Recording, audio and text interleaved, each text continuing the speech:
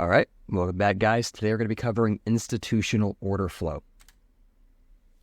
So when you're determining institutional order flow, you're looking for either bullish or bearish institutional order flow.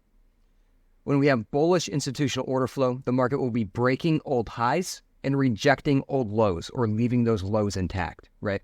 Our reversals are going to be forming in BISIs, buy-side imbalances, sell-side inefficiencies, and retracements are going to form in the opposite, sell-side imbalances, buy-side inefficiencies. Now, the opposite is also true for bearish institutional order flow. If the market is breaking old lows and rejecting old highs, you're likely in a bearish institutional order flow. Reversals will form in SIBIs and retracements will form in BISIs. So the first step in identifying institutional order flow is to look at your highs and lows. As you can see here, high remains intact, low is broken.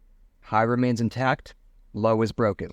High remains intact, low is broken, and so on until we get a change in the state of delivery. Now your next step is identifying your PD arrays, right? Your fair value gaps and your order blocks. Right now we're focusing on these fair value gaps because this is where we're looking for our reversals and our retracements. So you can see this initial swing high had a retracement to where?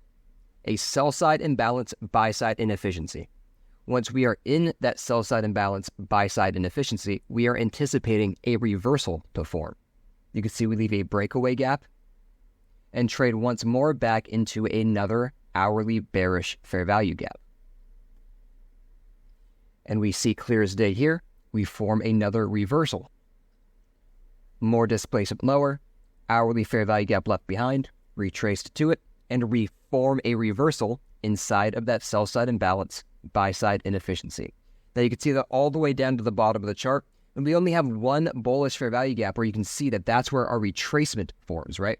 You're looking for those short-term retracements inside of bullish PD arrays in order to propel you to the bearish PD array, right? It's a great example right here.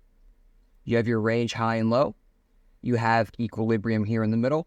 Do you have a PD array at or near equilibrium that will reverse price? Yes. The sell-side imbalance, buy-side inefficiency. Now you can see clear as day, market does not want to trade higher. Look at the size of these bullish candles compared to the bearish candles. You can see we have a retracement that forms inside of a bullish fair value gap, propelling us to a reversal point in a sell-side imbalance, buy-side inefficiency. Now here on the bullish side, right? Like I said earlier, when we're in bullish institutional order flow, the market will be breaking old highs and rejecting old lows. Our reversals will form now in buy-side imbalances, sell-side inefficiencies, or BISIs, and retracements will form in SIBIs. So same thing, we're identifying those highs and lows, right? Low remains intact, a high is broken. Low remains intact, high is broken, so on and so forth. Now we can begin looking at our PD arrays.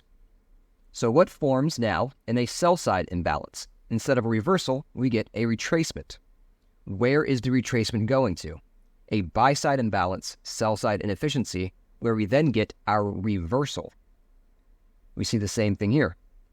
We use these two fair value gaps to retrace to this buy-side imbalance below sell-side liquidity, forming a reversal, taking us above an old high. That is bullish institutional order flow, is what you're looking at right now. So this is what that looks like when it's all put together. And you see a clear point in time where bearish institutional order flow turns bullish. So how do you identify when that's going to happen? And how do you know when to start anticipating a change in order flow or a change in the state of delivery? Well, as you know, that's what an order block is. You can see that I've labeled out a higher time frame bullish order block on the daily chart. We could see our hourly chart was demonstrating bearish institutional order flow until it came to a halt at our high time frame PD array. We then form a bullish order block. This is where the sell program now flips to a buy program, leaving behind an order block that should not be traded through. You can see we have a smart money reversal with an order block at an area of interest, which also forms a breaker. Under this context that I just defined, we can refine this order block to a breaker block, right? This should not be traded through as it identifies the change in the state of delivery where your sell program switches to a buy program. So now you're looking for the buy side of the curve to balance the sell side of the curve. This marks where bearish institutional order flow ends and where bullish institutional order flow now begins. Now, this is a very easy concept to understand. This is very similar to just grasping trend lines in the world of ICT, right? You can see that trend lines are a clear side effect of this institutional order flow. If we look at our bearish slide, a high remains intact while a low is broken. You can see the so on and so forth, making what looks to be a trend line, right? Trend lines do not move the market. Trend lines are exactly what they sound like. They identify a trend in the market. When you go one level deeper, you land in institutional order flow. Now you're not buying trend line breakouts, and you're not believing the trend lines are the reason price is moving. Rather, it's just a simple side effect of institutional order flow. As you can see here, we have a low, low, a low, and another low. It looks to form a trend line. The trend line is broken, but we're still bullish. Trend lines are simply side effects of institutional order flow. They are not a direct driver of price, but they are an indication of whether you should be buying or selling if you don't understand the underlying narrative of what institutional order flow is telling you. This can be applied on every single time frame and is going to directly tie in with our next lecture on daily bias. Keeping this one simple, short, and sweet and easy to digest.